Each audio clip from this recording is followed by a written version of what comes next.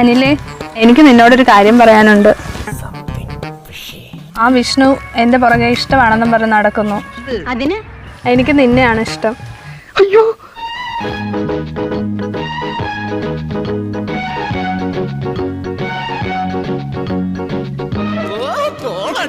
ഓ ജനിക്കണമെങ്കിൽ ഇവനൊക്കെ ആയിട്ട് ജനിക്കണോടാ.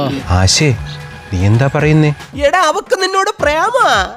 എനിക്ക് നിന്നെ ഇഷ്ടപ്പെടാൻ പറ്റില്ല. എന്റെ അമ്മയെ നാട്ടിച്ച്. ഞാൻ നിന്നെ അങ്ങനെ കണ്ടിട്ടില്ല. ഈ നിഷ്കളങ്കമായ മുഖത്തേക്കൊന്ന് നോക്കണം. നീ എന്റെ പ്രണയം സ്വീകരിച്ചില്ലെങ്കിൽ കാണാൻ കൊള്ളാവുന്ന ചെറുപ്പക്കാരനായി പോയെന്ന് വെച്ച് പെണ്ണുങ്ങൾ ഇങ്ങനെ തുടങ്ങിയാലോ?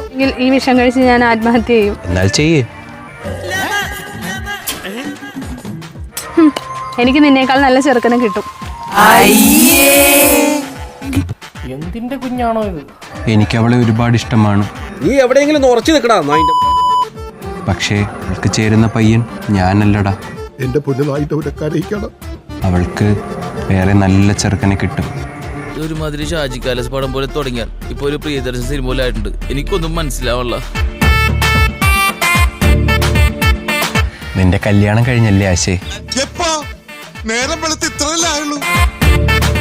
നല്ല ചെക്കനെയാ നിനക്ക് കിട്ടിയത്. എനിക്ക് തോന്നാണോ അതാ ശരിക്കും മണ്ടനാണോ?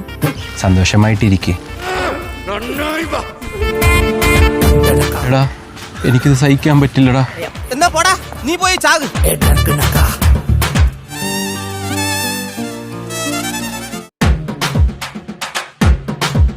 പൊട്ടന്ന ലോക പൊട്ടൻ.